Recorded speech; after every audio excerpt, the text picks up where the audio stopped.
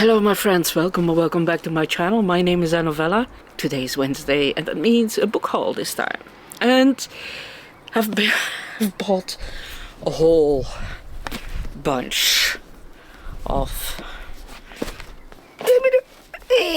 books.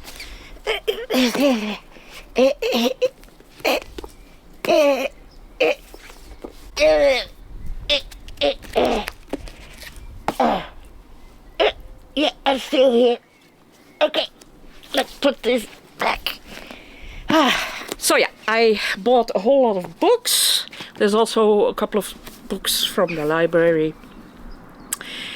I'm filming outside because I don't feel like sitting inside anymore. I have a beautiful garden now and everything is blooming. You can't see it, you have a boring background. I will try to make it more exciting next time. But yeah, lately I'm always outside and it feels great. So yeah, there can be a dog barking or even a donkey, or somebody will start mowing his lawn or whatever. I'm sorry. That's life outdoors. The books. So the first one is Red Clocks by Leni Zumas. This was written in 2018 and it was supposed to be speculative fiction, but unfortunately things are evolving so rapidly that it has, for a big part, already become reality.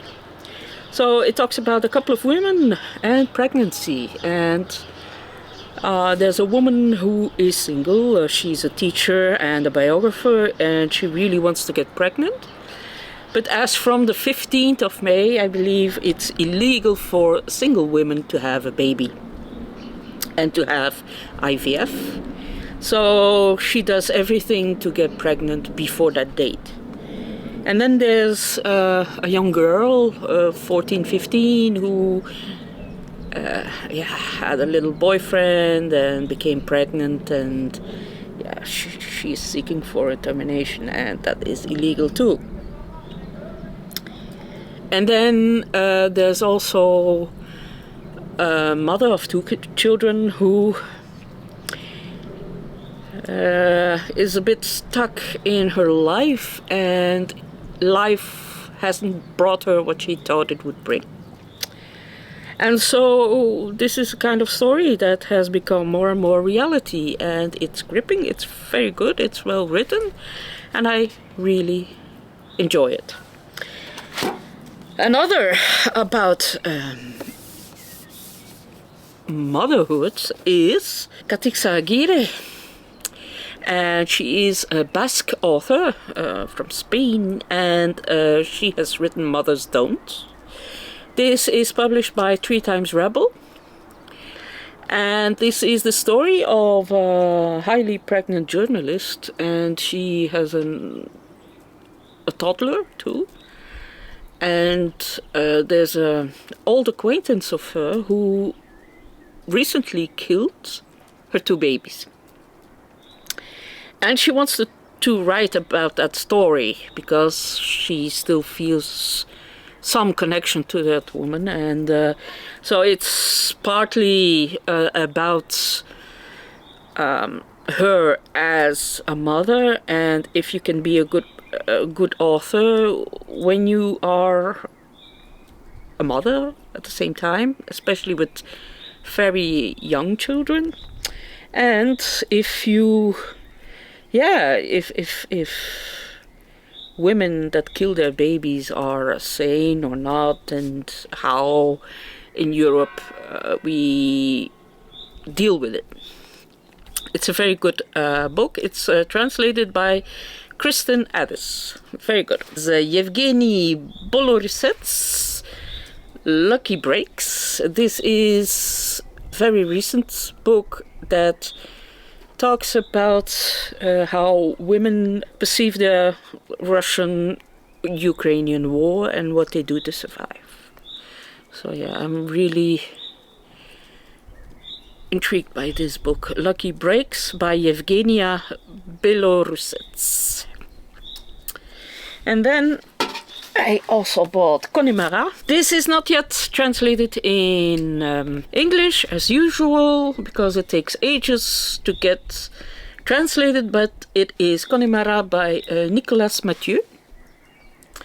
And this is a story about a woman that is coming back from to her old place, a very remote village, and she had a very successful life, but also a very empty life. And after the divorce, she goes back to the village, and then there's also a man who did practically the same, also to that little village, and he was more of an athlete, a rather successful athlete, and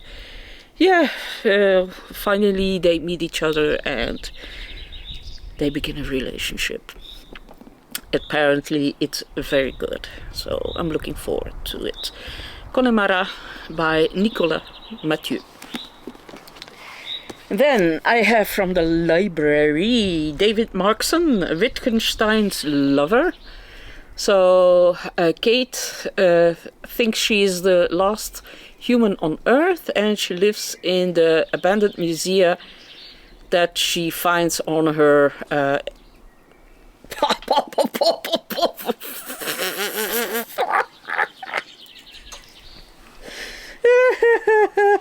when she's scouting for other people, and art is like her last resort to keep her sanity.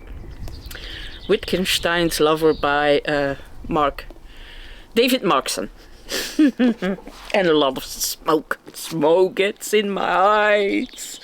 And then I don't think this is translated either, but I've by the context that I'm having, thanks to the channel, more and more publishers are watching my channel to see if there's nothing for them to translate. So there you go. But Niccolo Ammaniti is known. He has written the booklet Nothing to be Scared of or Nothing to be Afraid of. It's about a boy who finds another boy in a ditch, and he has to decide to choose his parents or do the right thing, if you can remember that. And this is his new novel, The Intimate Life, and it's about Maria Cristina Palma. She leads, at first sight, a perfect life. She is beautiful, wealthy, famous, and she's the wife of the Italian Prime Minister.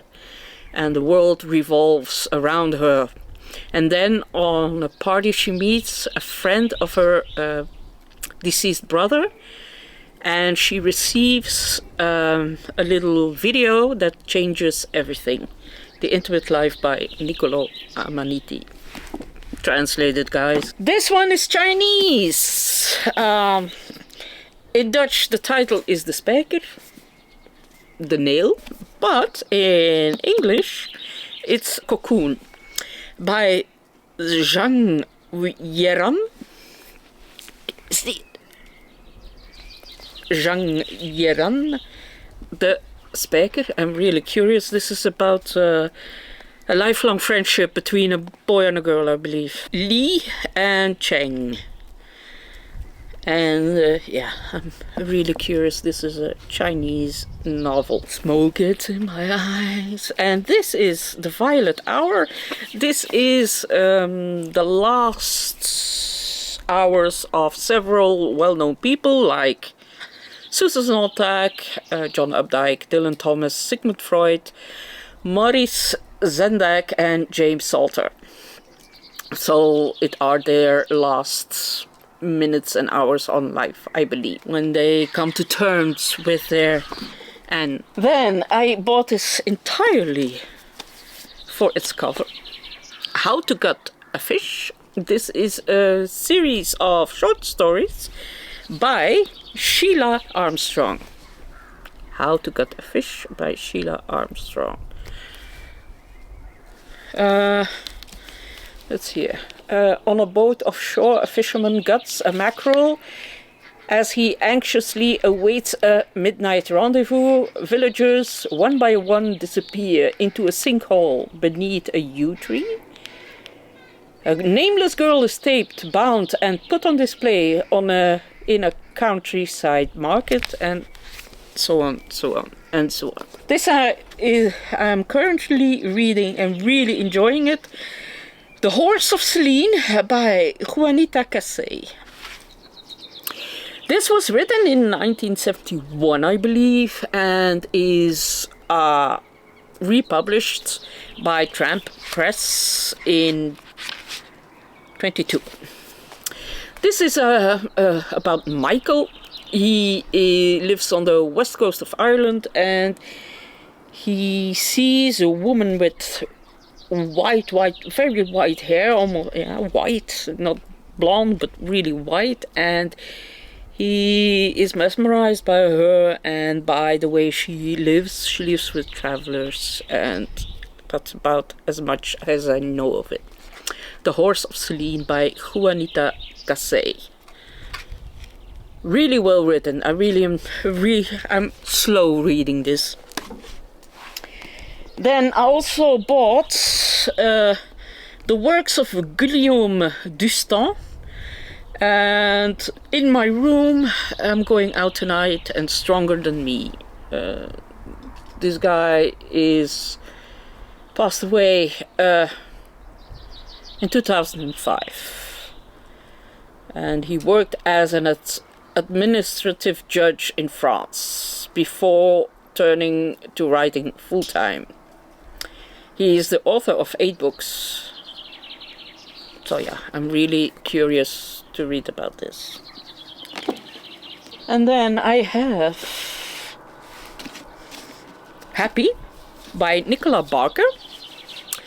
This is a post-apocalyptic book, so everything is perfect in this world. There are no bad feelings, there are no negative things happening. Everything is safe and secure, and yeah, does that make you happy or not? Find it a really interesting question. Happy by Nicola Barker. Then I have Julian by Fleur Pierets. Julian, I don't know if you heard the story of the 2 women who had a project 22. They wanted to get married in every country where gay marriage was legal. And after the 4th wedding, Julian became very ill and passed away quite suddenly. And Fleur is the one who is telling their story. It's heartbreaking, it's beautiful, really well written, and maybe, thanks to this channel, maybe this will get translated. Let's hope so. So yeah, that's it.